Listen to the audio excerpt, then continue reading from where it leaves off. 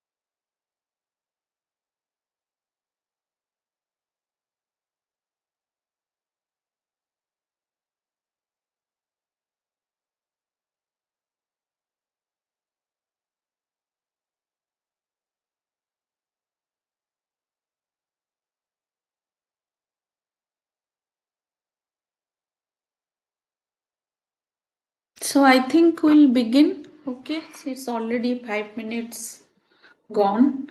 So uh, yeah, today we are going to wind up the session. So that's why in today's because we have extensively done with the management theories aspect, and so for as I told you while discussing uh, the paradigms of public administration, that how actually it has led towards creating um, the the new theories on management and its application in public administration.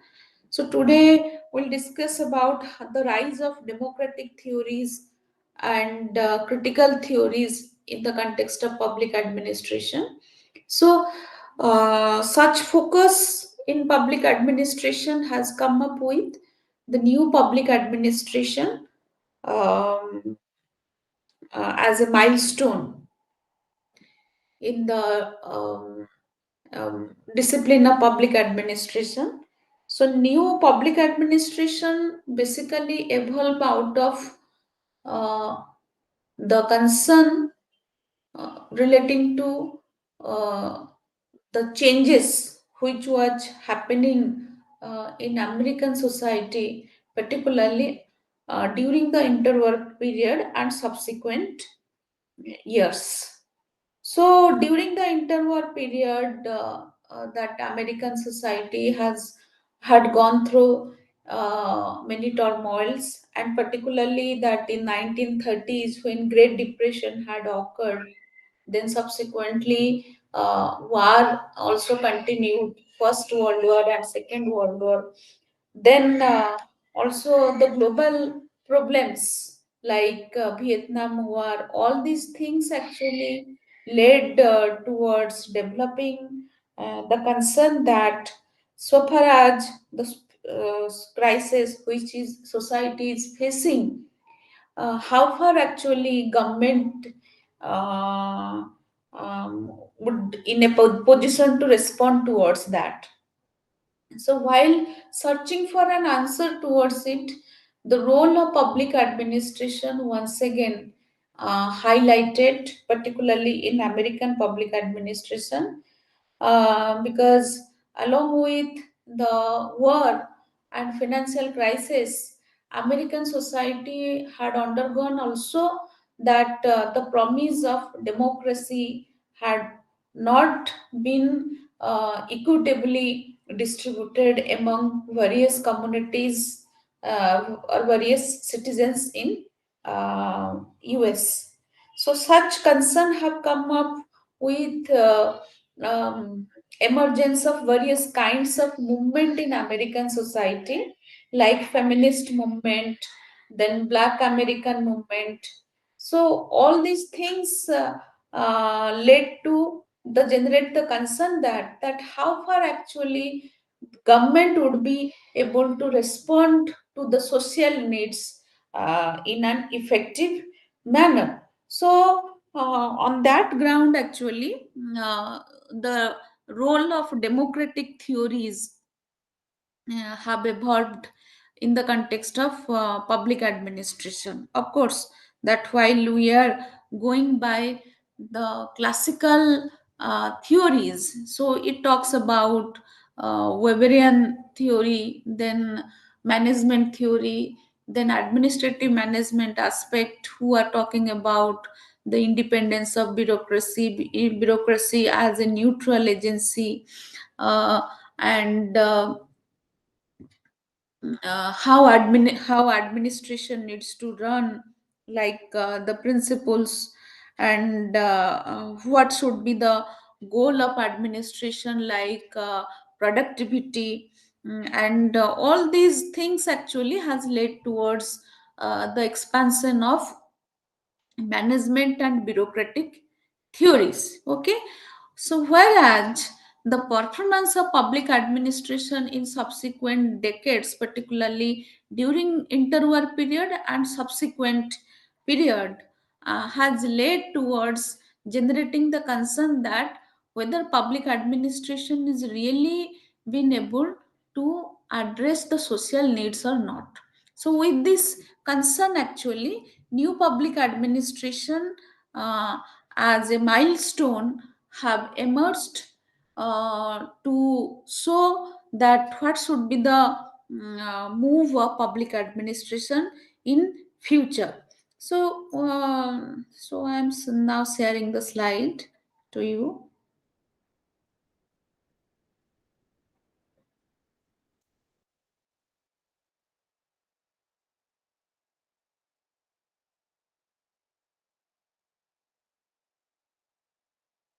Is it visible? Yes, ma'am. Yes, ma'am. Okay.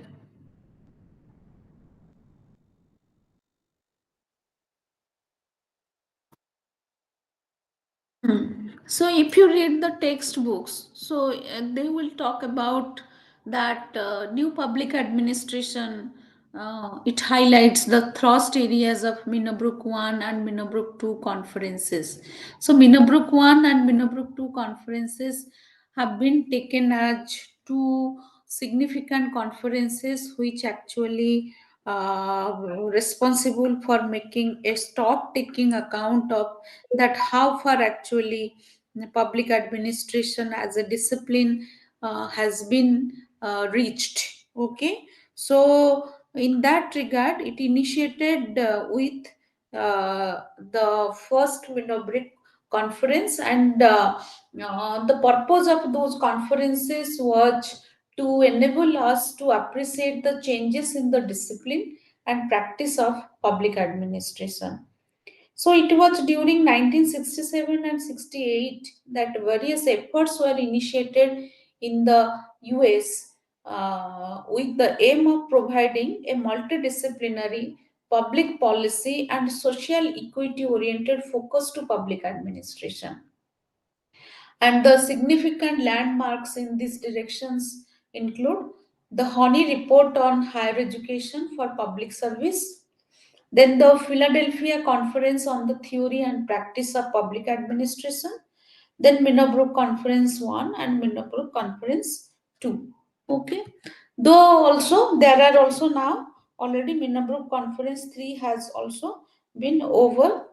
Then the but I have included, I have focused into the two conferences over here.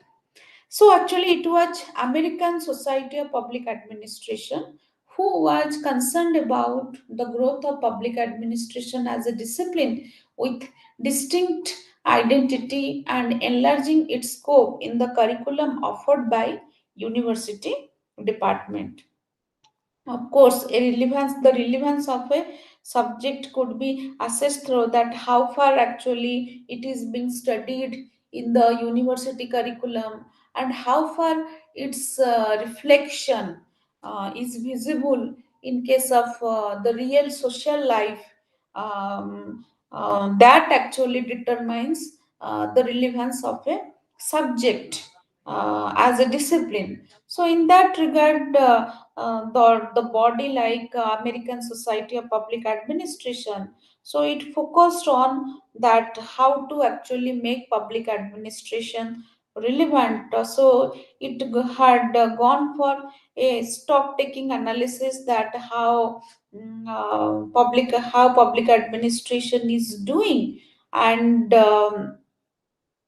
what should be its future direction. So, in that regard, it had come up with the other significant, due to the result of other significant developments, like in 1966, John Honey of Syracuse University undertook an evaluation of public administration as a field of study in the US universities, and and it highlighted certain problems relating to the discipline. So, one is about the uncertain status of the discipline. That means that discipline as a subject or discipline as a curriculum, so it actually not been widely been prevailed as was assumed earlier. So, in that regard, the availability of discipline in terms of its quantity, that means the number of departments are offering, how many numbers of departments are offering the course, then also that what should be the focus area to study public administration. Of course, that whether going by the old understanding that whether administration need to be separated from the politics or needs to be studied independently from the politics, or to be studied critically that how politics is intersecting the path of public administration. So there was the lot of confusion. So uncertain status not only prevailed in the context of that the number of how many number of departments are offering this course, say, but also its uncertain status was prevailed on the ground of that what should be the focus area. Is it about that studying administration independently, or is it about the studying the management perspective in the public administration? So all these things actually had led towards creating uncertain status of the condition of uncertainty of the disciplinary status, in the universities. Then second concern was that there was inadequate funds at the disposal of the university departments for promoting the discipline. Of course, so while we are saying that their university is going to open up a department to run the department, of course, that the funds must be available for them so that it would be able to run successfully. And but the concern relating to fund was there. Then institutional shortcomings, that how to actually, or who are the actually really the perfect or how public administration to be studied perfectly in which kinds of institutions. So institutional shortcomings is about that which kinds of institutions are really appropriate to study public administration as a discipline. Then lack of communication between the scholars and practitioner of public administration. This is actually, this the last one actually is a very severe concern towards the expansion of the disciplinary base of public administration, because while social science disciplines, they are agreed on the ground that studying social science discipline needs to be initiated with certain kinds of theoretical understanding. In generating such kind of theoretical understanding, that it is actually the history, the ideas, that how actually the ideas, which are the ideas generally prevailed in human history relating to administration. So that ideas needs to be followed while studying any discipline. But while coming to the public administration, that though those ideas are there, but ideas also been transformed according to the changing needs of the time. So in that regard, so while in order to capture the changing needs of the time, we do require the role of the practitioners. So like you could say that in case of studying political science, in case of studying the other disciplines like economics, that here that the practitioners, they always provide valuable input for the academician, for the academics, to develop new epistemic context in order to pursue their studies. But while coming to the public administration discipline, so it is already noticed that there was a lack of communication between the scholars and practitioners of public administration, which actually continues to be a biggest barrier in developing towards the development of new epistemic context in studying public administration as a discipline. So it recommended generation of resources from government, business, and encouraging higher studies in public administration, interlinking university departments and government through appointment of professors to positions in government and vice versa, and setting up of a national commission on public service education to provide leadership in the public and in the field. So somehow recommendation have come up that there is a need for investment in studying public administration, and there is need for collaboration and also resource allocation, so that the discipline could be studied or discipline could be expanded.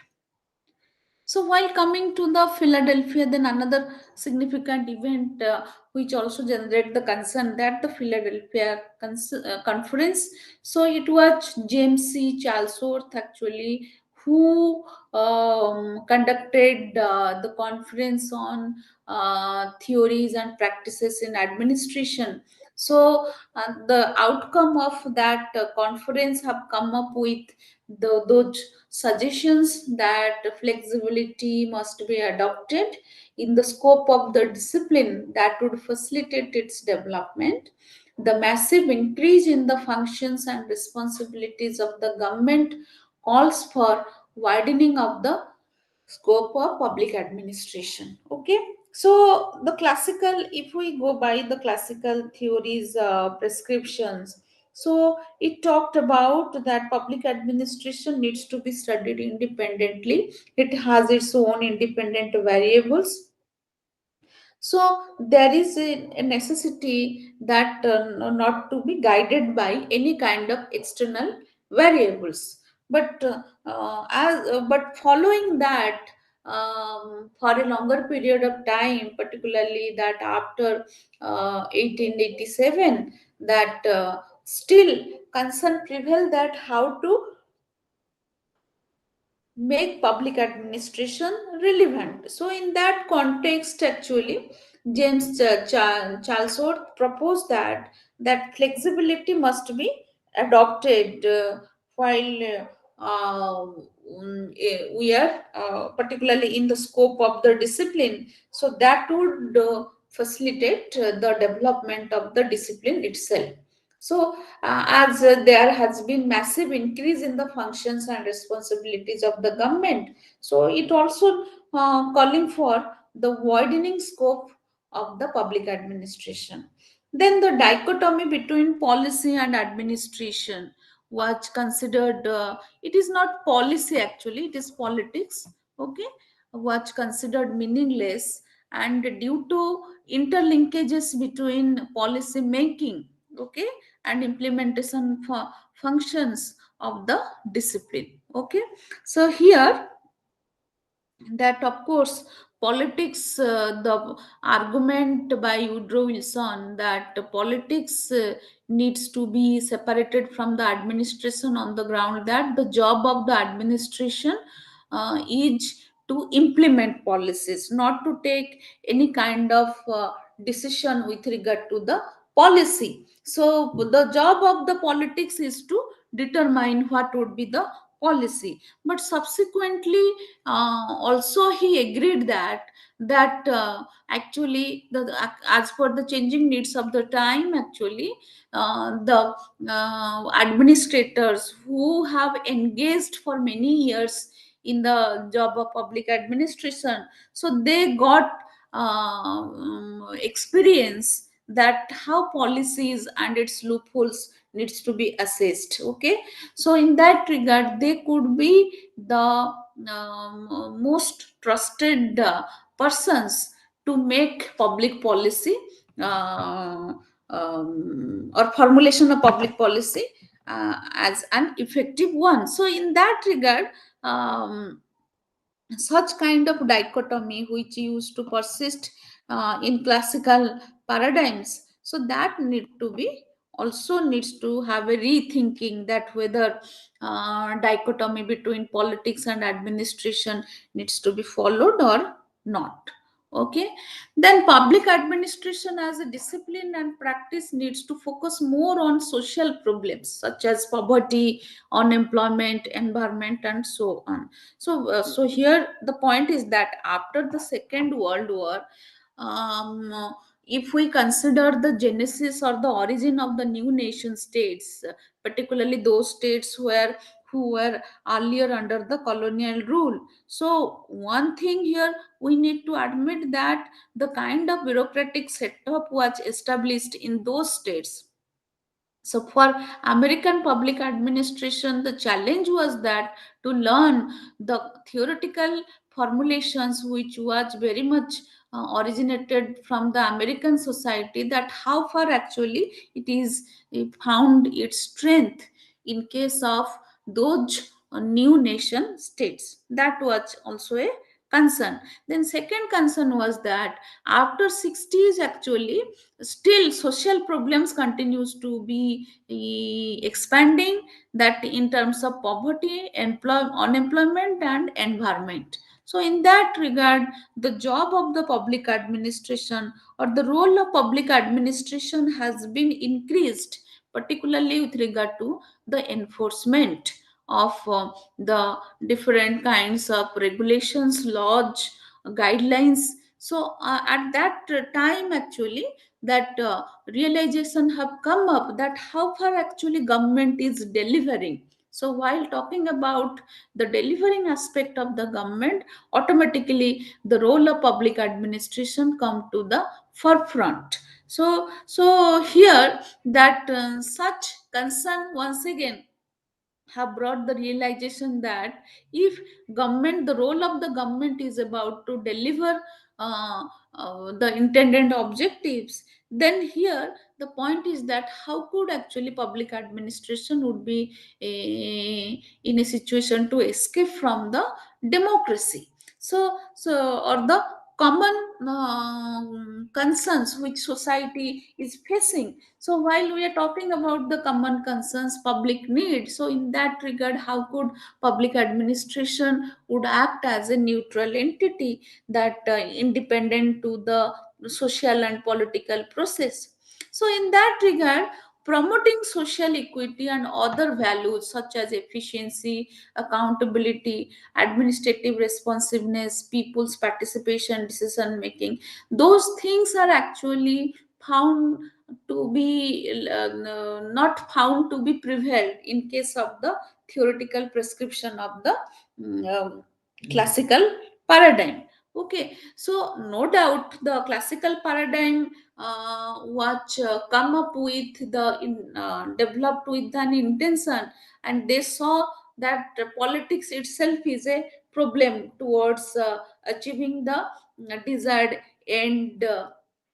But at the same time, that administration, treating administration as a neutral entity, also distanced itself from the purpose of the idea of common public good. So there the agency who is in charge of delivering, that agency must be responsive towards the public needs. So while it is showing its responsiveness, so automatically it is very much coming together to the ideas of democracy. Then excessive emphasis on adherence to other internal mechanism increases the hierarchy and administrative rigidities. So the focus of classical public administration was that to stick to the procedures. So it was believed that if we only focus on the procedure, automatically the social goods or common public goods will be delivered. But that assumption was not really found to be carried out in the real life. So rather, that going by procedures has enhances the scope for hierarchical rigidities in administrative structure. So there's a concern was raised that in order to contain the increasing prospect of hierarchy or increasing significance of hierarchy or administrative rigidities, there is a need to enhance its efficacy, and there is need for management flexibility and other innovations in the public organization.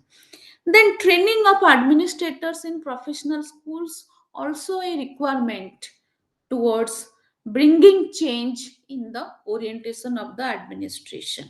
So if the administrator will not just to be there in office or delivering the job, and here essentially they will not feel motivated to get to the work, and also not been able got the opportunity to expose to the new knowledge, that how to implement a particular act or particular law, and what should be how they will create energy in the system. So in that regard, training is considered as a very valuable instrument, that who where the administrators need to be take training in professional schools, and training programs in public administration to sharpen, not just develop the managerial abilities and skills, but to deepen the social sensitivity of the training.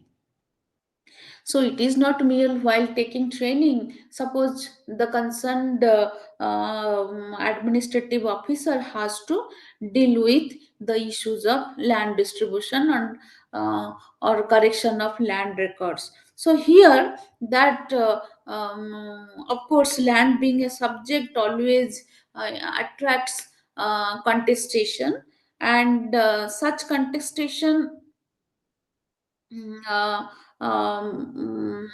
open of or the existence of such contestation open of the challenge for the concerned administrator, that how he is going to deal with the issue. So in that regard, the managerial abilities are essentially not leading towards the judicious distribution of the land, or judicious or creating a judicious approach to handle a sensitive issue like land distribution and correction of land records. So in that regard, the concerned administrator not only need to manage the conflict, but also have come up with the skill, so that it could be able to bring the values of equity and justice while dealing with those cases. So that person need to be very socially sensitive while handling any kind of issues. Then emphasis on administrative ethics in the training program. So ethics has nowadays been increasing, and that ethical concerns are nowadays been increasing, where that it is argued that the concerned administrator, so while doing or disposing the case, must exhibit the ethical behavior or ethical practice in the official sphere. Okay, so like while dealing with the issues, any kind of sensitive issue, so in under that circumstances, the concerned administrator need to be very much ethical with regard to that the kind of persons who are dealing with, and how actually those persons who have approached him for any kind of problem. So in that context, the job of the responsibility of the administrator is to handle them in a very judicious, or that you could say that the concerned client or the concerned people who made the grievance, they should not feel any kind of exclusion from that process. So administrative ethics has gained also attention. So it has resulted into the first Minnebrook conference in 1968.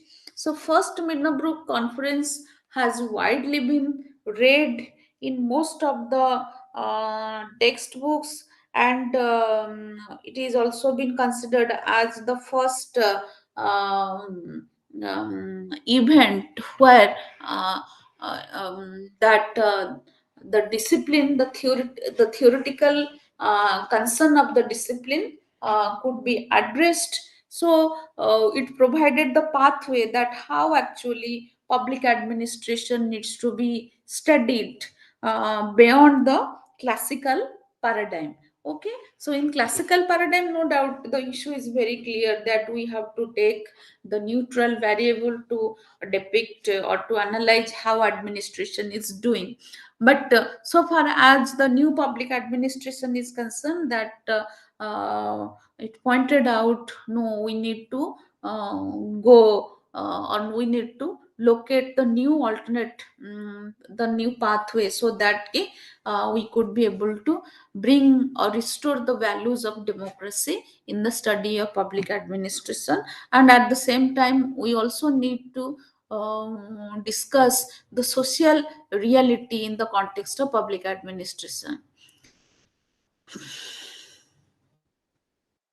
So this conference was held at Minnowbrook by the young scholars of public administration under the guidance of Dwight Waldo. So Dwight Waldo, who wrote about the administrative state. Okay, so he pointed out that he essentially quite disagree with the classical paradigm that how could public administration could be studied so mechanically or so neutrally, because public administration itself operate in the context of democracy, and here that the political persons, they heads the position of uh, the chief executive of the state. So how could actually in that circumstances public administration essentially detached from the democratic affairs or public affairs.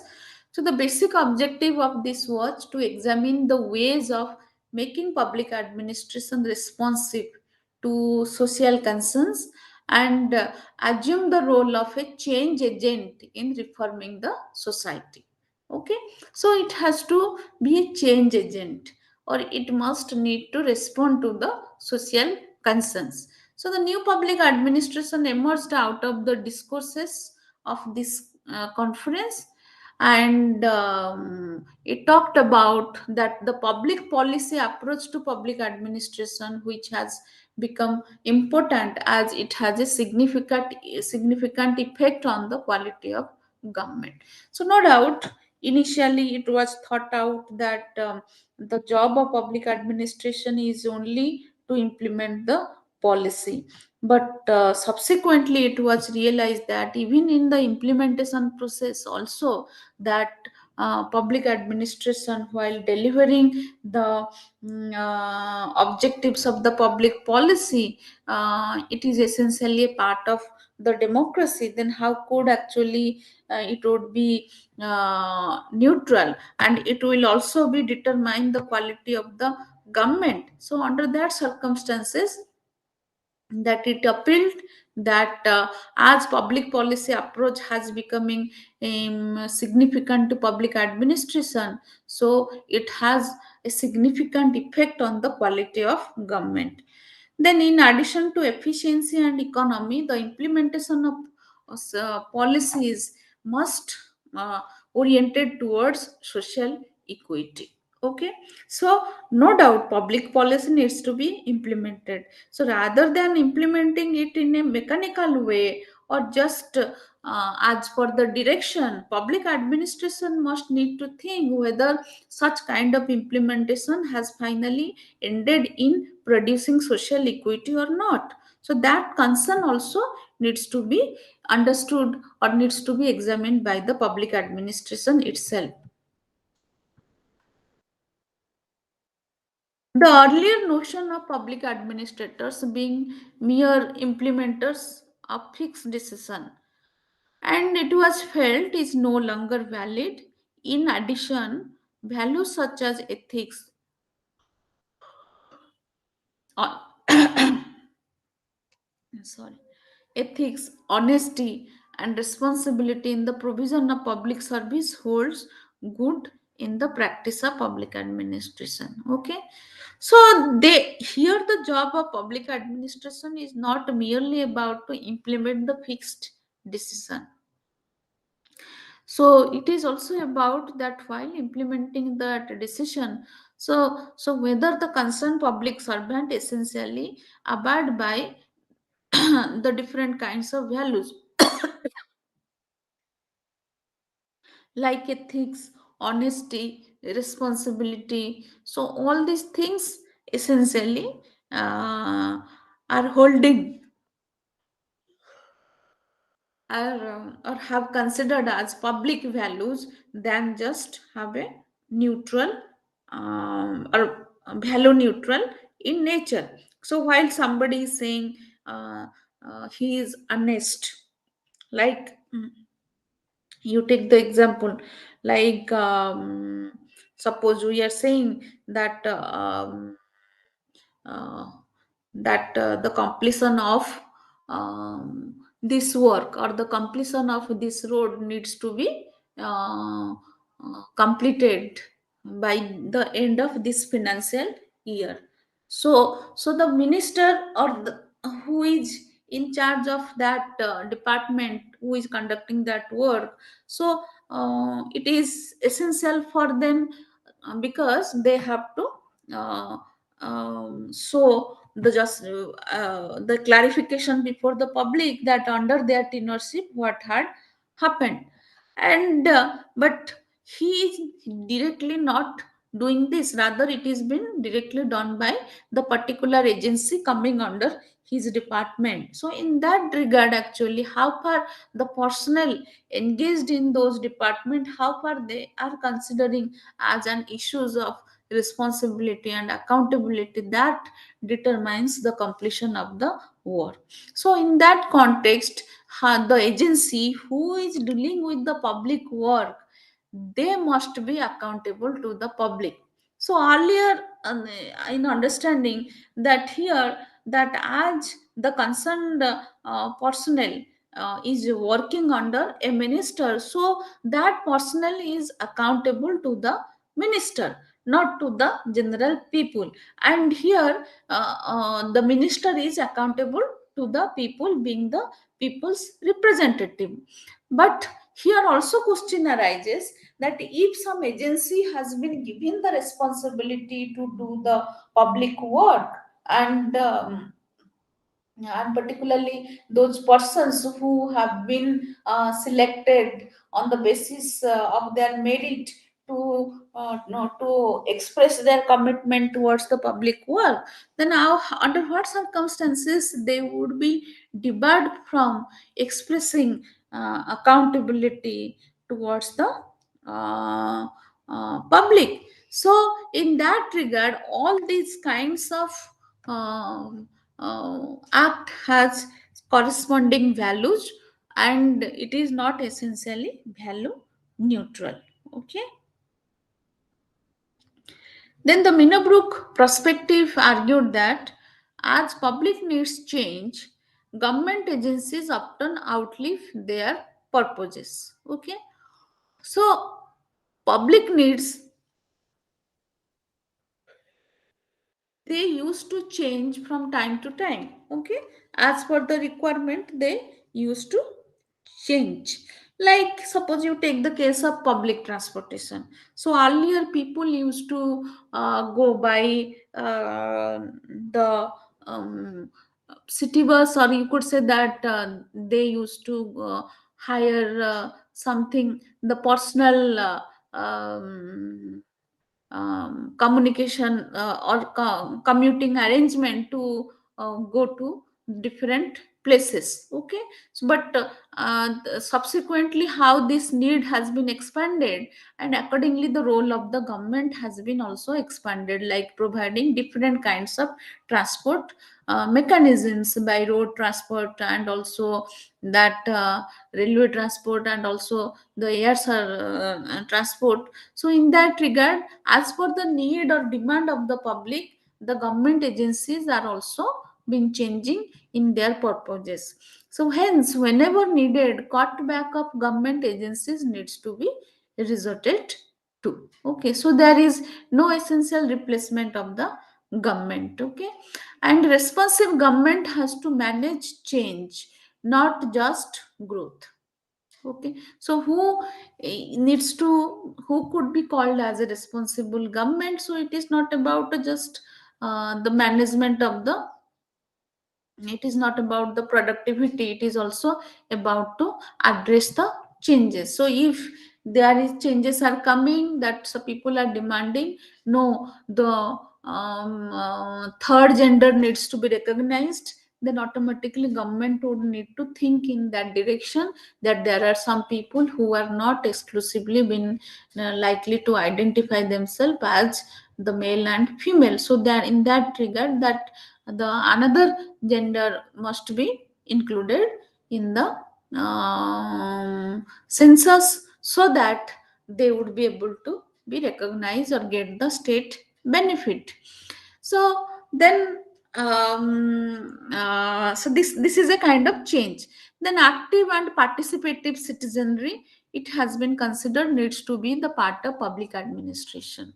So think that presently most of the programs which are being implemented at the grassroots level, so there, don't you see that how citizens are participating? Like you take the case of Gram Sabha, you take the case of mm, uh, any kind of school management committee, Rogi Kalyan Samiti. So they are actually, we are getting citizens of the local area who become the part of the program implementation of the concerned program arrangement, where they could be able to generate accountability from the bureaucracy about that why and how they are implementing the mandate of the program.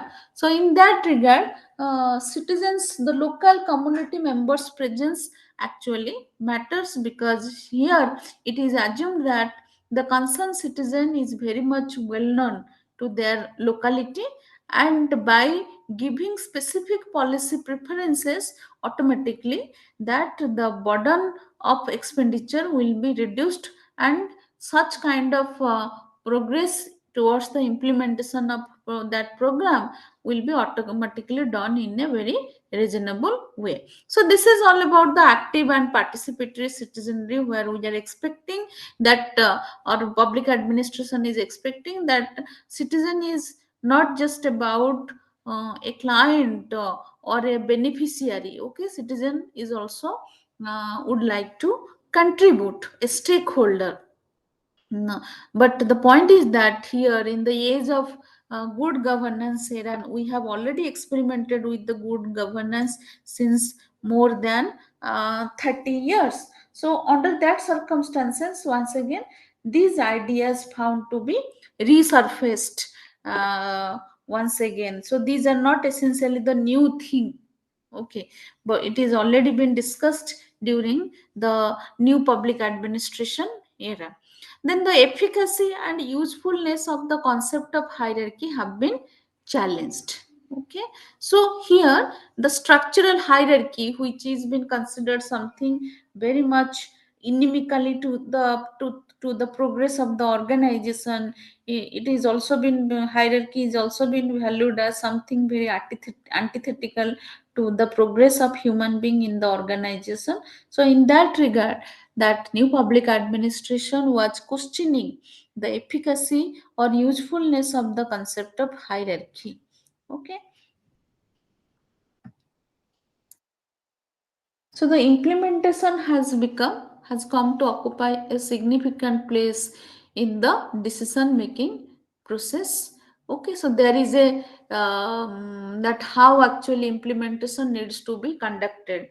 So a proper guideline framework has already or needs to be developed by the concerned bureaucracy. So I hope you must be aware about that how actually different kinds of acts they have been enacted by the legislature or the parliament, then subsequently refer to the state legislature that to frame the rules that how to implement it. So it is the whatever is been available in a act, that is not depicting that how to implement it.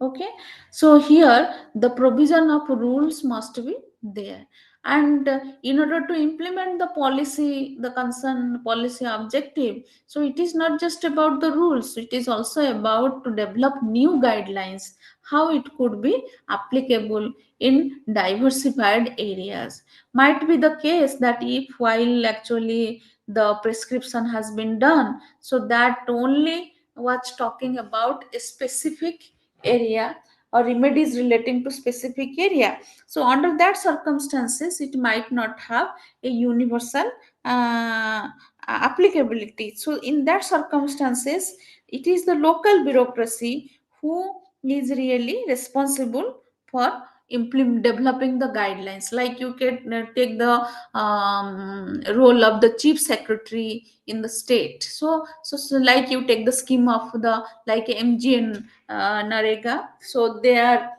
every state needs to implement it, and how it needs to be implemented. Once again, the concern guidelines needs to be created by the state. And while going by state, that we are getting that they are in state, as the development is not an equitable level, there are scheduled areas, non-scheduled areas. So they also need to develop those guidelines according to the geography specific requirement. So in that regard, implementation itself also takes a lot of decision making thing at the bureaucracy level.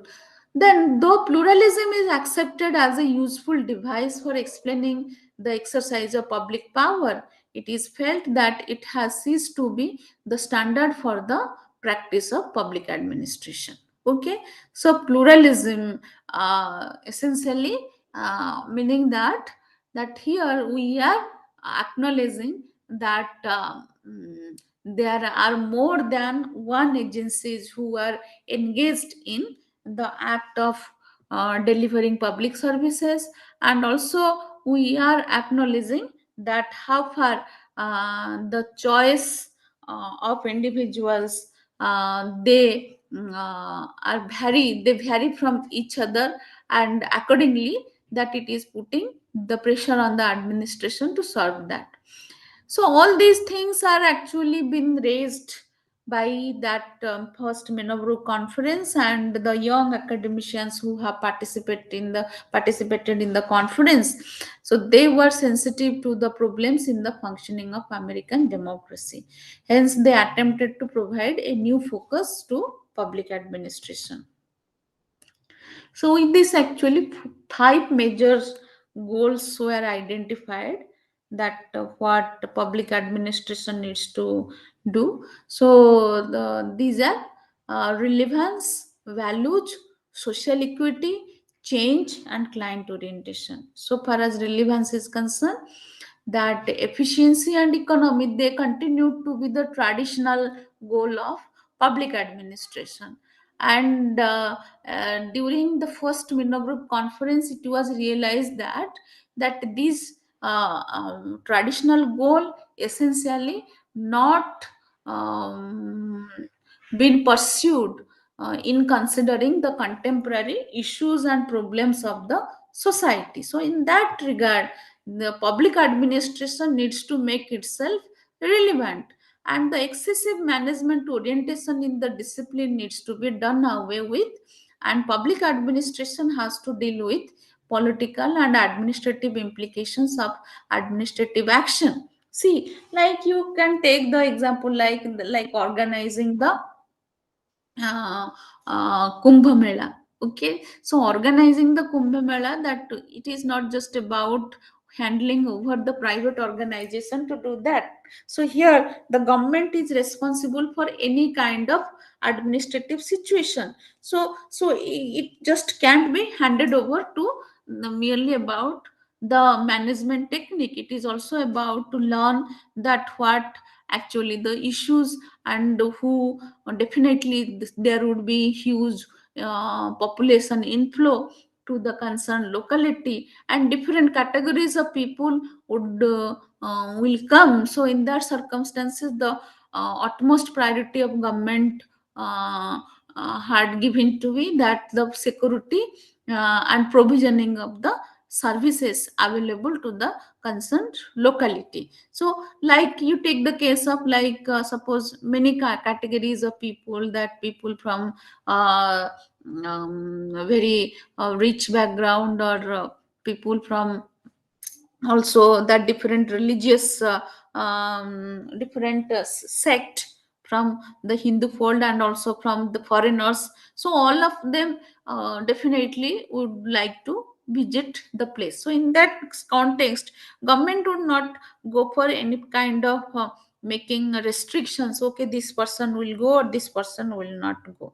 Okay, so it may come up with, okay, while allowing every person, so it may go by certain kinds of security arrangement, that to observe that whether those who are going, that whether they are carrying the authentic ID card, and also that whether they are not in kind of intention of creating any kind of chaos. So it is actually that each administrative action has its implications. So definitely the program needs to be organized, and program, when there is huge gathering, automatically the possibilities of chaos would be there. But that doesn't imply that the event will not be conducted. So event will be conducted, and each of the, for any mishap, government is responsible for any mishap. But the point here is that it has administrative implications. So the scholars desired radical changes in the curriculum of the discipline to make it more relevant to the realities of public life. Then values. The earlier view regarding the value neutral orientation of public administration has been vehemently criticized and rejected, that I had already discussed. So the conference made a plea for greater concern with values, issues of justice, freedom, equality, and human ethics. And it was held that commitment to values would enable the discipline to promote the cause of the disadvantaged sections in the society. Okay, so values essentially are need to be a very crucial part of public administration, where the classical paradigm was conceptualized, that the public administration to be neutral towards any kind of values. But subsequently it was realized that thus value neutrality is making public administration more mechanical rather than socially sensitive. So in that regard, while urging that how to make the discipline relevant, so the issues of values needs to be addressed, and maybe the issues of justice, freedom, equality, and human ethics needs to be there, so that it would be more relevant. And it was held that commitment to values would enable the discipline to promote the cause of the disadvantaged section in society. Social equity. So the then prevailing social unrest in society strengthened the belief that social equity needs to be the primary aspect of administration. The conference made a plea for distributive justice and equity to the basic concern of public administration. So it is very crucial that social equity is not merely the political agenda. Social equity also must be an administrative agenda. So if administration intends to project that it is running in a fair way and it is responsive to the public needs, so it must exhibit that how far actually it is promoting the ideal like social equity. So while dealing with the issues of distributive justice, like you take the example of land reforms, like correction of ROR, or hearing the cases relating to the Forest Right Act. So how far actually the concerned administrator really thought in a direction to address the agenda of social equity. So there actually the politics may not be helpful, but here the orientation of the administrator, that how he or she would be able to map up the comprehensive picture of the scenario, and how that person is going to deliver to the needy of the concerned population. So that reflects the value of social equity.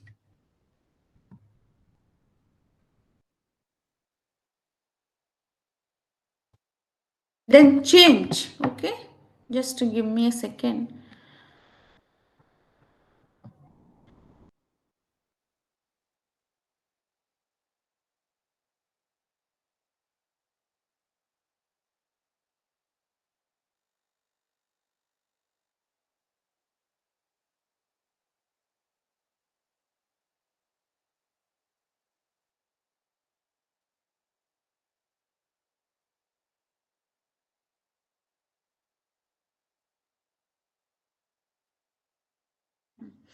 Is it visible? Yes, ma'am. Huh. So change is also another dimension which was highlighted by new public administration. So public administration is generally considered to be very status quo oriented. Okay, so like the phenomenon, like okay, that I have applied for something, okay, it will be done in a routinized manner. Then you could say that.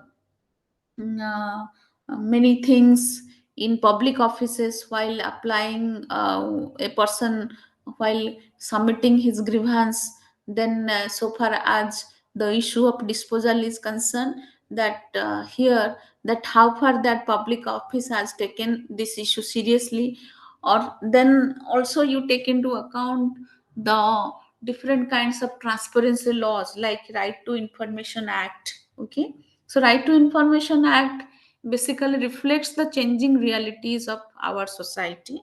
So as it was demanded, that's why it becomes the law, and subsequently that it is being implemented by the um, public organization. So it is a kind of change. Okay, so I just showed you one example that public administration is generally considered to be status quo oriented. The conference attempted to make the discipline more relevant and social equity oriented through change and innovation. The administrator was considered as a change agent over here, and hence the discipline needs to be receptive to change. Okay, like suppose if you take the example like that, bringing internal structuring. Suppose a department is functioning, and so far as internal structuring, redesigning of the department is concerned, that technology has been already expanded. So under that circumstances, the concerned department or the agencies of the government, they could not say that no, no, we will not adopt technology, we will not adopt changing in circumstances. So we are here not to address change. So in that circumstances, that public administration would be redundant. Like suppose you can take the use of WhatsApp app in delivering messages, government messages. So that is a kind of also change. So here, administrator, if we go by the initiative from the public administration, then the administrator needs to be a change agent from his or her initiative, that he could or she could bring certain kinds of innovative measures where that it would be able to receptive to change. And while such kind of changes are happening, so automatically it will also enhance the prospect of the discipline, that how actually administrative innovations are bringing real change in the society. Like you might have heard about that prime minister's award on public administration for the excellence in governance. So here people are being, those administrators are being nominated to get to be rewarded by the government who have taken certain kinds of innovative measures. So here actually that change dimensions found to be reflected. Then participation, the conference advocated greater participation by all employees in an organization in matters of public policy formulation. So, implementation and revision, like government is asking for, while going for a policy, government is asking for the discipline, and there the role of opposition is there. Here, by playing the role of opposition, the public, those who are not supporting the concerned move for the floated public policy, so they used to raise the objection. So all these things are actually about the participation in the public policy formulation, and of course in the implementation, that I told you that how actually in presently we are observing that different kinds of participatory bodies are now attached to the implementation program due to the decentralization. then the revision also. So if public any kind of feedback is coming from the grassroots level, that is also been incorporated and in the concerned program. So in addition, participation from individuals and groups from outside the organization sought to make public administration more responsive and client oriented. Then the last one is the client orientation. So it was the first Minobro conference that had taken the lead in identifying client orientation as a key goal of public administration. So generally, students they used to thought that the clientele driven focus have come up with new public management. No, no, it is actually the new public administration who focused on the clientele orientation. So you could say that new public administration not only talked about uh, that democracy, it will also somehow talk about the management, but it tried to give more values for the democracy than the management.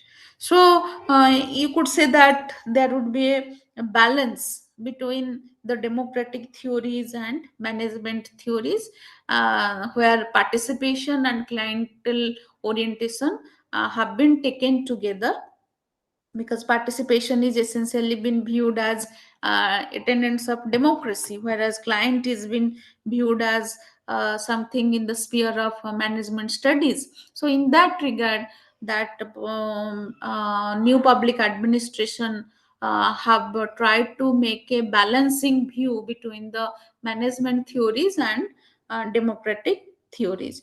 And if we go by the subsequent Minobro conferences, that there are already four conferences have already been held, and here the concern is that it in each 20 years gap, the Minobro conferences are likely to be held, and they are the scholars they used to discuss about the future strategy of the public administration. And if we consider the case of the third Minabru conference, so it discussed about the future of public administration around the world. So, but the concern with Minabru conference is that whether they are really taking into account the perspective of the so-called third world state, that is also a critical question to discuss. Though as it is not in the part of your curriculum, but I am in further coming semesters if you will read, so if you go by the all the four conferences and how actually all these conferences have contributed towards knowledge generation in the discipline of public administration needs to be examined. Okay, now we need to move to the other theory, that is the public choice theory. So, public choice theory actually basically it is bringing uh, the application of economics to the study of public process and institution. Okay, so this is the one way through which we could be able to understand that public choice theory. As I told you, that new public administration has also led to the expansion of democratic theories, reading of application of democratic theories in public administration, and public choice theory is representing that idea. Okay, so public choice theory essentially talked about that who is a public over here. So here public is essentially not only about individual, it is also about the institution who are performing the job to address the public issues. Okay, so being an individual, I am not just the public. Okay, or being a beneficiary of a program, I am not just the public.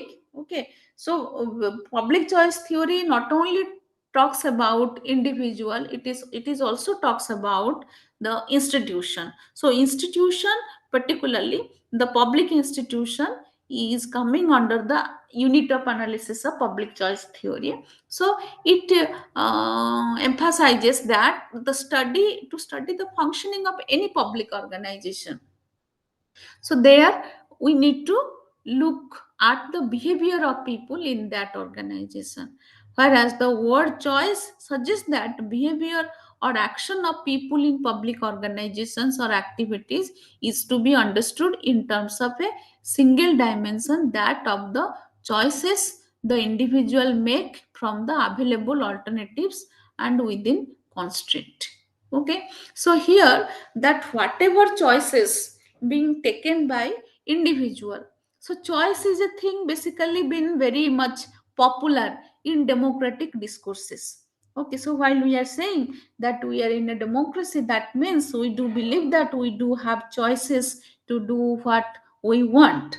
Okay, so it is very much representing that idea. Suppose here it is saying the choice suggests that the behavior or action of people in public organizations or activities, so that has to be addressed, that how actually individuals are making choices among the available alternatives. So among the above alternatives means that suppose you want to exercise your choice by giving a vote to your preferred candidate. Okay, so we are saying we are having democratic election process.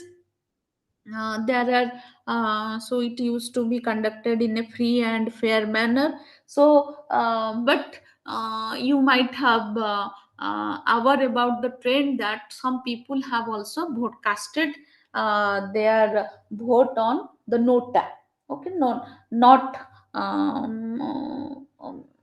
not that who is not, they are not thinking that um, not from the above, so that they are thinking that those candidates who are contesting election, they are actually not representing their choice. So if we go by the democratic logic, it is okay, but on the other hand we are getting the concern that even in a democracy we are not having adequate choices.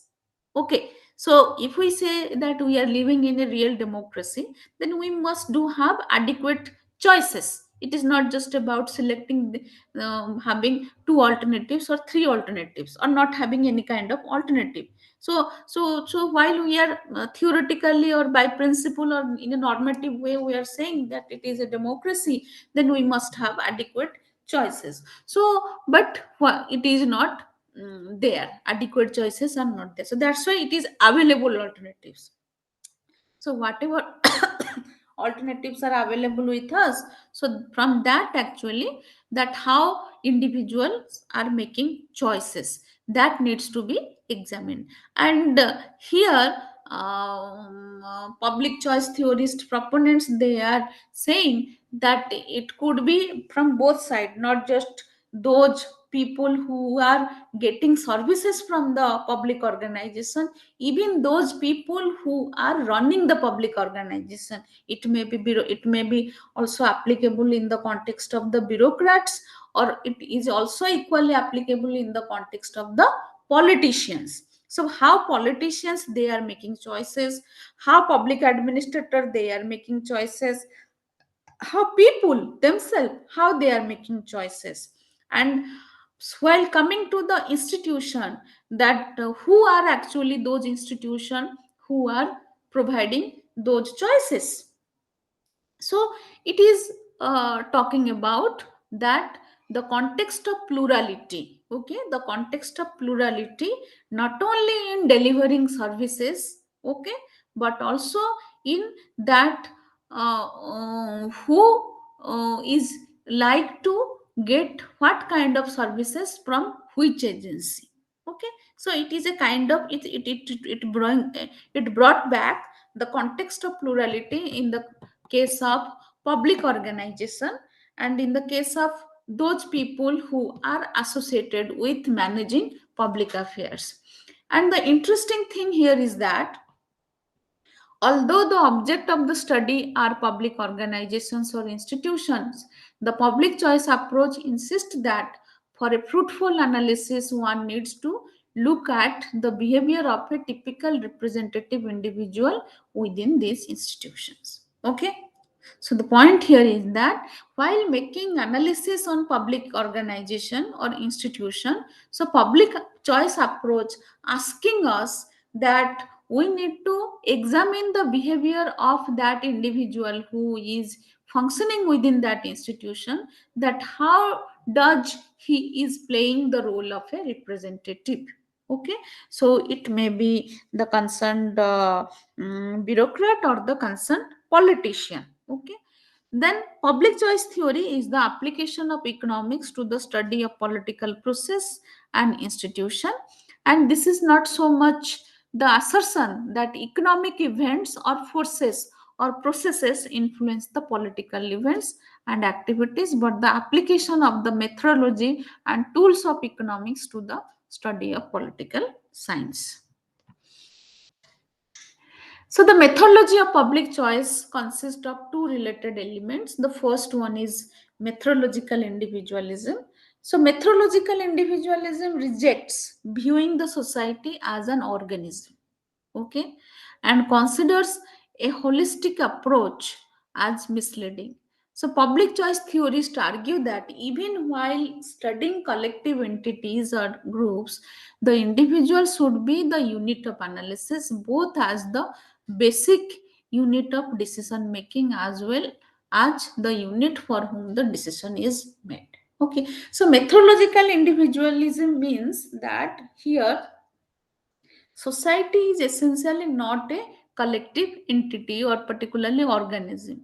So while we are saying that every organization is a product of the society and they are connected to each other, so it is representing something organistic organism characteristics of the society. So public choice theory is not referring to this point. Rather, public choice theory asking us to study the collective, the role of the collective entities and groups in terms of the individual, that becoming, while I am becoming a part of a collective, what kind of benefit I am getting, how my interest is being served being a part of the collective. So that needs to be analyzed. So here collective entity, public organization as a collective entity must to be studied, but the approach to study is that how far actually individual it is serving the individual interest. Okay, so here that the unit of analysis would be on the individual, and the basic unit of decision making as well as the unit for whom the decision is being made, so that must be viewed from the point of view of individual. So, groups, organizations, and even societies are nothing more than the uh, sum of the individuals comprising them.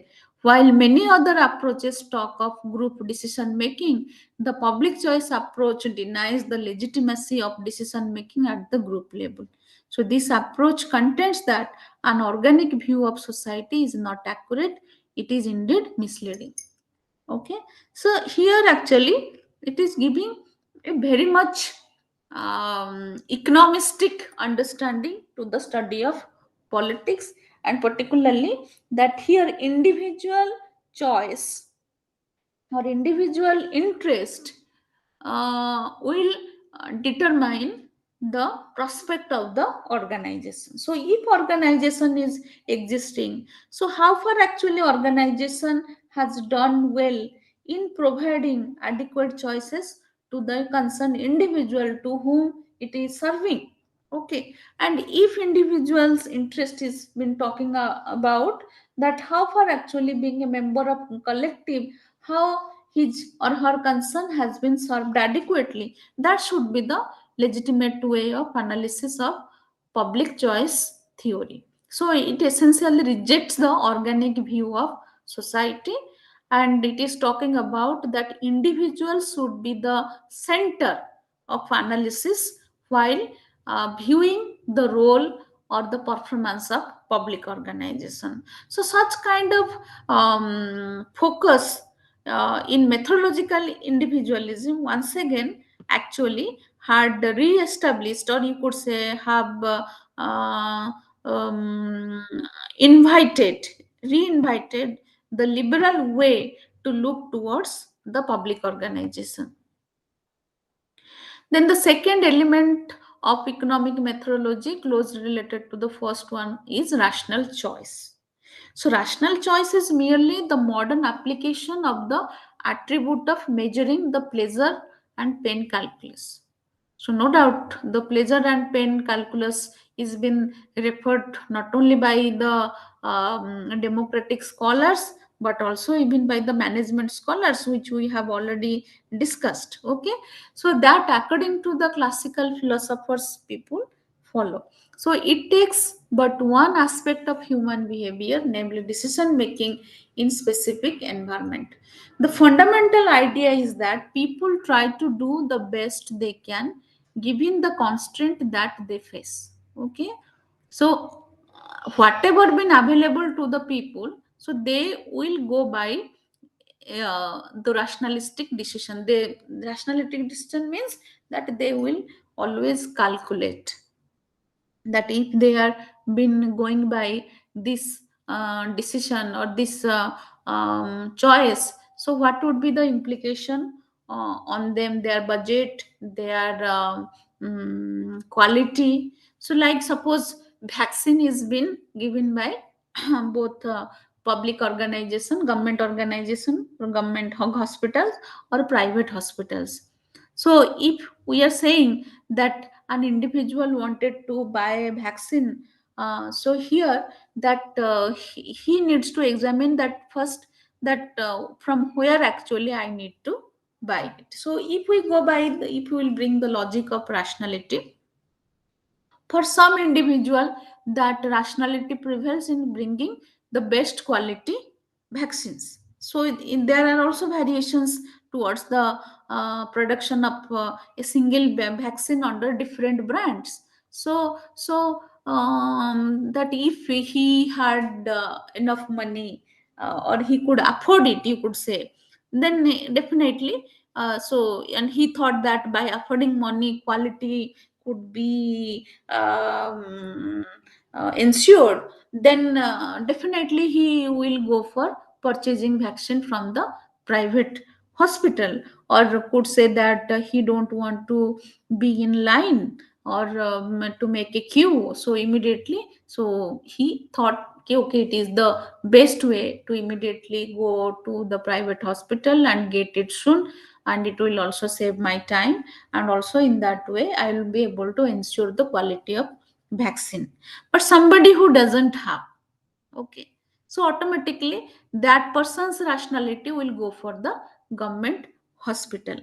Okay, so here how, see how rational choice they varies. But the point is that whether, so far as quality aspect is concerned, whether it is really not available in case of government provided vaccines or available in case of private provided vaccines, that will also be a kind of thing needs to be tested. So rational choice essentially been driven by the pleasure and pain calculations, and also particularly where we would be able to get more cost effective way to ensure quality. So all these things are actually really matters while people do take the rational choice, and in that process actually their specific environment that influence, or the constraint also that affects their decision.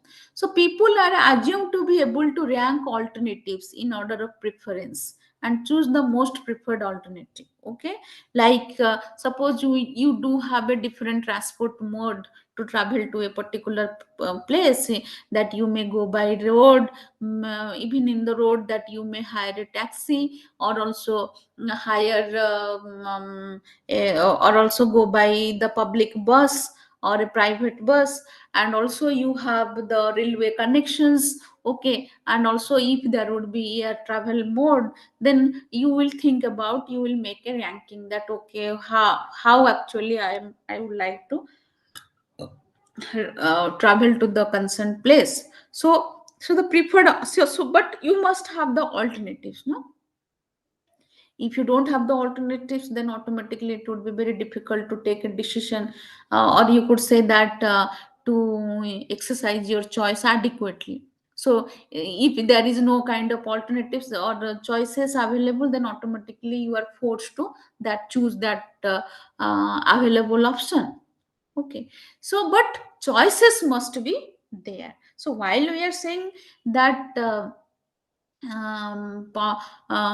that individual choices needs to be given much priority with regard to the public institutions work. So in that regard, the choices must be available. So it does not imply that people are selfish or that they are negligent of other people, but they must have an adequate choices.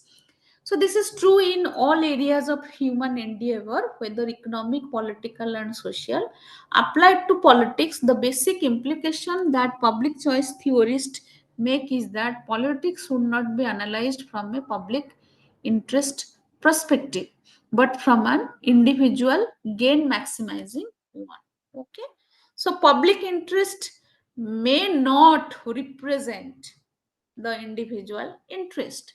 So while we are saying that individual needs to be served, then automatically we need to think about that what way actually individual would be in a condition to maximize its gain. So all the participant in the political arena, it may be politicians, bureaucrats, or voters, stakeholders, act to maximize their own gains. Okay, so they just we thought that politicians, they do work for the public interest, bureaucrats, they do work for the public interest, voters, by selecting the candidate, they do think that okay, they have chosen the best one. uh, and also stakeholders, that by going for a specific type of decision, so they thought that okay, we have taken a very rational decision. But here public choice theory is saying that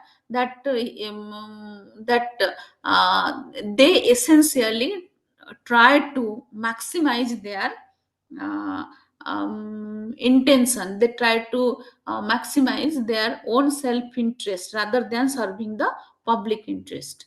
So public choice studies processes by which people indicate preferences and choices in the political sphere.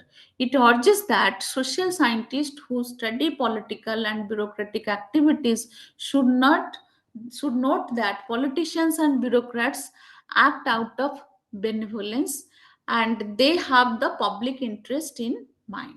So it is not essentially that while we want to learn about key, that okay, while we are assuming that what is the role of the politicians act, so politicians are always not act in favor of public interest. They rather they wanted to pursue their self interest, that how to win the elections. Similarly also in case of bureaucrats, that they wanted to do the work in time because they might be in need of career promotions and increase their status and power. So that's why they are they need to maximize their interest. It is not essentially about that they are such a benevolent person believing delivering welfare justice, so that's the way they are doing. So public choice theory essentially questioning the intention of the public well-being, while critically analyzing the behavior of politician, bureaucrat, and of course also the voter.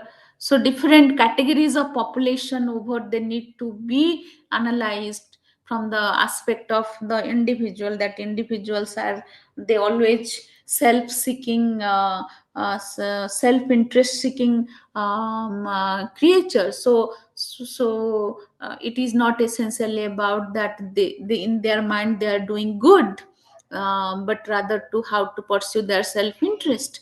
So similarly, a bureaucrat may have career promotions or increase in status and power in mind when undertaking actions. Public choice suggests that we abandon any romantic notion of motivation of politicians and bureaucrats and take a realistic view.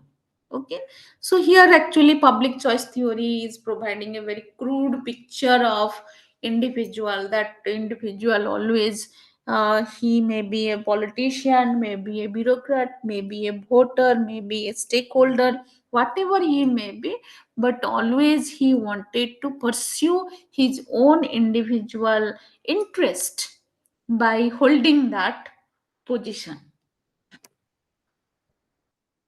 So, public choice theories deal with the question of the state in a contractarian paradigm. So, I hope you must be aware about the social contract theory, that under that contractarian paradigm, what the relationship between the individual and the state is essentially about to get security in exchange of surrendering certain kinds of rights.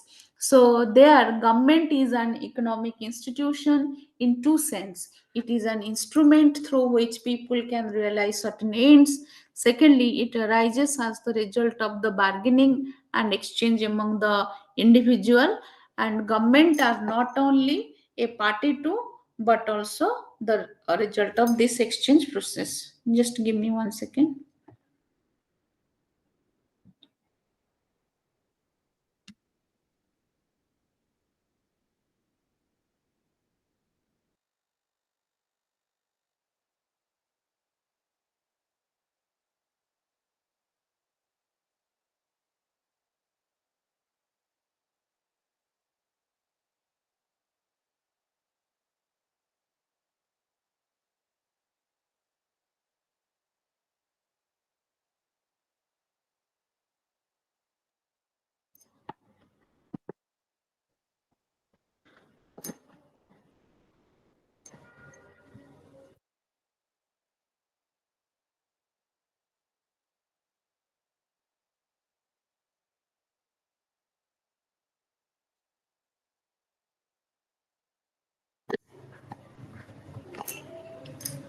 So it views that governments are not only a party to, but also the result of this exchange process. So basically, he here public choice theorists, they wanted to make the argument that politics is basically a process of exchange.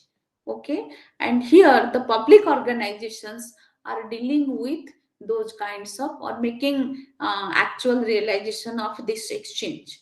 So here on the one hand it is asking that there must be context of plurality, and such plurality needs to be visible in the context of presence of multiple organization in providing a particular kind of services. Okay, in that way the individual choice could be given adequate attention in delivering public services. While on the other hand, it is talking about that whoever may be the individual, whoever may be the public administrator, he is essentially not viewing any kind of normative role for the public administrator. Rather, here public choice theorists, they are viewing the role of public administrators in terms of economic calculation. So suppose a public administrator wanted to perform well, so there is an economic motive behind him, because he is an individual and he tries to maximize his own individual self interest, and in that regard he wanted to enhance the power and status of his in the before the society. Okay, so these are about the public choice theory, and the major proponents of public choice theories are mm, uh, um,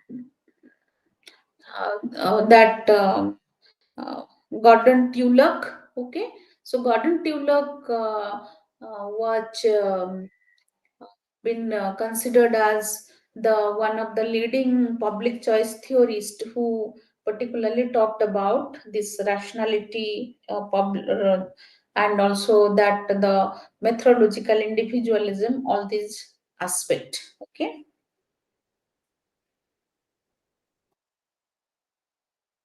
Now come to the critical theory. Okay, so critical theory actually has not really been widely discussed in public choice, sorry, in public administrative theory. So rather, we could say that critical theories are could provide the pathways for future studies of public administration. So, no doubt, critical theory has already been studied in different disciplines in political science, in economics, sociology. So, similarly, the application of critical theory has also found to be prevailed in the context of public administration. If we consider the feminist approach to public administration, it is the part of critical theory, and also the Marxian approach to public administration, that is also coming under the critical theory. Or you could say that these theories are been labeled as postmodern theories in public administration. So the development of critical theory as a philosophical and practical discipline has greatly influenced social sciences in general and public administration in particular, reiterating the need for the humanization of public organization.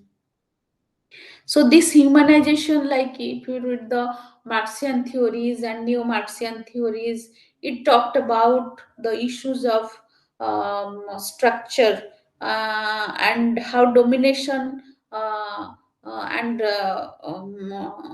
domination and subordination prevails through the structure of the organization. So Marxian theory, it made the social analysis that how actually that society, the structural arrangement in the society has been governed through the dominance and subordination. So similarly, in public administration, the application of Marxian theory could be like this: that the bureaucracy as a structure who is being considered to be oppressive over the general masses. So here, that those who are becoming the member of bureaucracy, so they are essentially been representing the interest of the powerful people. So they are not essentially there to serve or address the agenda of justice and equity. Rather,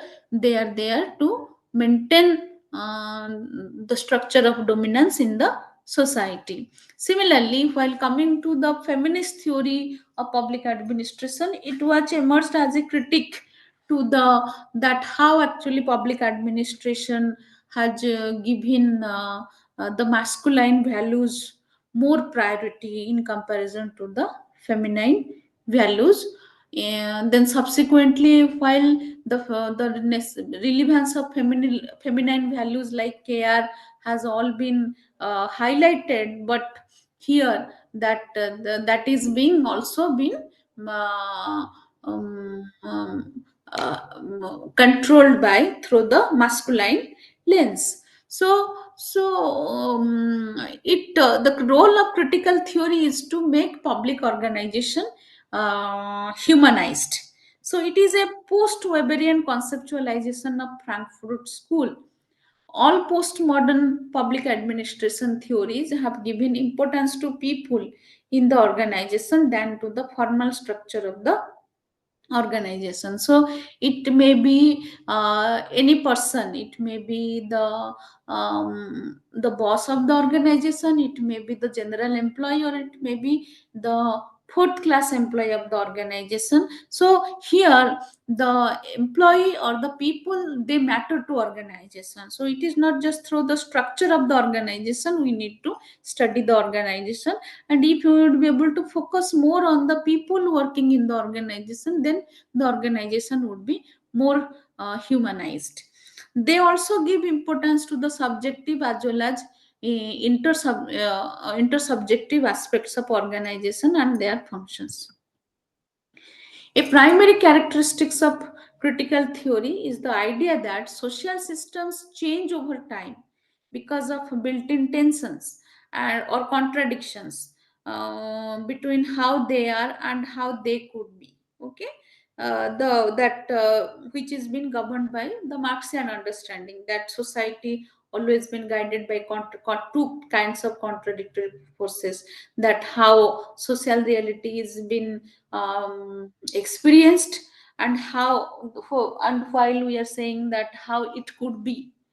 So each such systematic contradiction is inherent in and cannot be solved without modifying or moving beyond the basic structure in which it occurs. So, critical theory shows the relationship between ideas and theoretical positions and their social environment, and thus attempts to contextualize or historicize ideas in terms of their roots in social process. The process of acquiring knowledge of alternatives to the status quo and encouraging constructive change is dialectical. Okay, so there is always critical theories, they offer the scope to make the concerned discipline to be more dialectical oriented. Okay, that there must be dialogue, must be continued, that how actually things are being implemented, or whether any kind of other way to implement those things. So like you take the different case studies of innovation. Okay, like I have just shared you that how administrative innovation has actually um, been rewarded at the central level. But here question arises, if we look at from the angles of critical theory, that how far actually those administrative innovations which are being awarded at the central level, how actually they have allowed the scope for dialogue uh, among the practitioners, that which innovation needs to be widely practiced, or which innovation needs to be widely have universal relevance. Okay, so in that regard, the dialogue must be uh, encouraged. So Frankfurt School's use of Hegelian concept of dialect is not conceptually foundational and does not involve a predetermined outcome. So in agreement with writers such as George Lucas, Krauss and Gramsci, Frankfurt theorists reject objectivistic Marxism, a type of Marxist thought that emphasized economic laws and objective social conditions. Okay, so here that critical theory, if you go by, you just read it, that go by the genesis of critical theories, how Frankfurt School and its role could be studied, that in expanding the boundaries, that how to actually study critical theories. So under that theme, actually many kinds of theories they are coming up. And of course for public administration, definitely the role of critical theories matters, um, because it could have the prospect to open up new discourse and debate in the discipline of public administration. Okay, so with this I am ending. And so far as you could say that the other units, like particularly the system theory, that already I think you must have aware about that, the conceptualization of David Easton, and where the administrative system is considered as a subsystem of the entire system, and is to be governed through the input output analysis. So and also the open and closed system. So far as classical theories are concerned, they are the closed system, and so far as the modern theories are concerned, they are very much leaning towards the open system. The closed system means that it is very much rigid with regard to the methodological context, that the structure.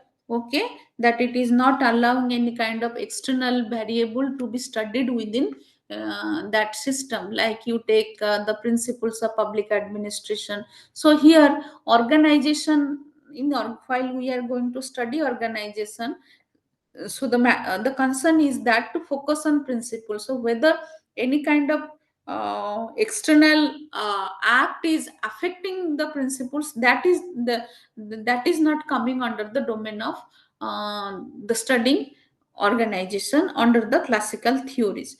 But so far as open systems are concerned, that it is talking about that the bureaucracy is a form of social organization where it is located along with the other organization also, and it is always been influenced and always interacting with the other organization. So here we are studying bureaucracy not just from the inner side but also from that how actually bureaucracy as an agency is delivering to the or interacting to the other organization in the society. Okay, so with this I am ending. Any question you may ask?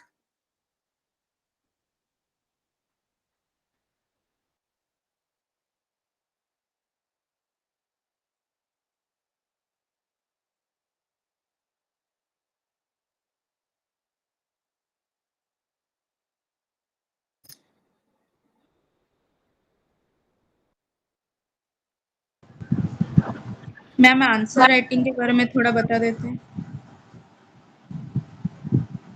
Answer writing the means you are supposed to get long questions, no?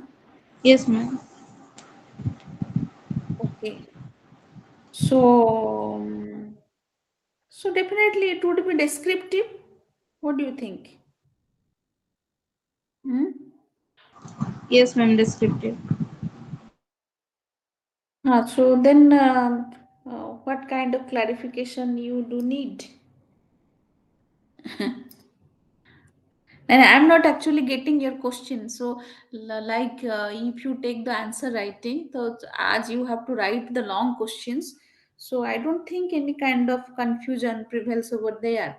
Um, so, you have to that each question must contain 20 marks, no? Yes, ma'am. Yes ma'am 20 marks. Then in that case, you have to write elaborately whatever the questions are coming. Okay. But there is no word limit. Ma'am, in assignments, we have word limit up to 500 words. Okay. So then you have to be very specific what the question is asking to you. Okay. Whatever the question the been asked through the question, so you have to be very specific about the answer. Otherwise, it may be more. Okay, the words will be more. Ma'am, Hmm. ma'am, should we write in points or in paragraph form? In paragraph form, it would be better. Okay, rather than points. Okay, in Yes, ma'am. paragraph form, it would be in points. Actually, it appears to be very technical.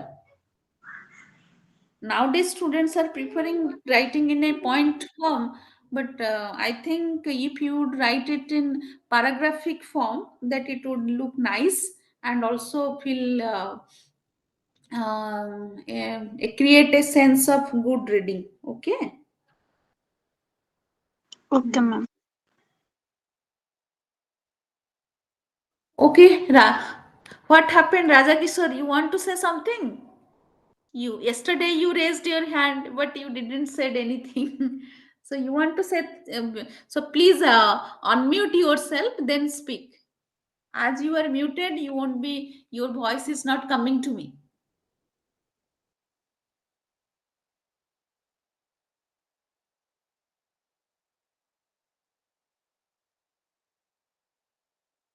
Huh?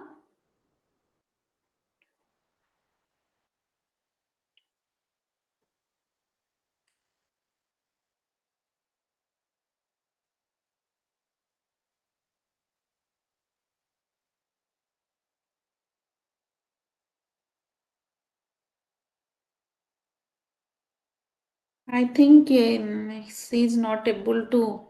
unmute herself actually.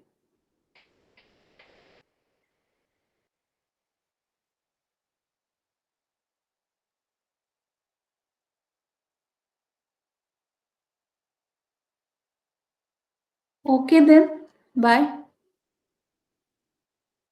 Thank you, ma'am. Thank you, ma'am.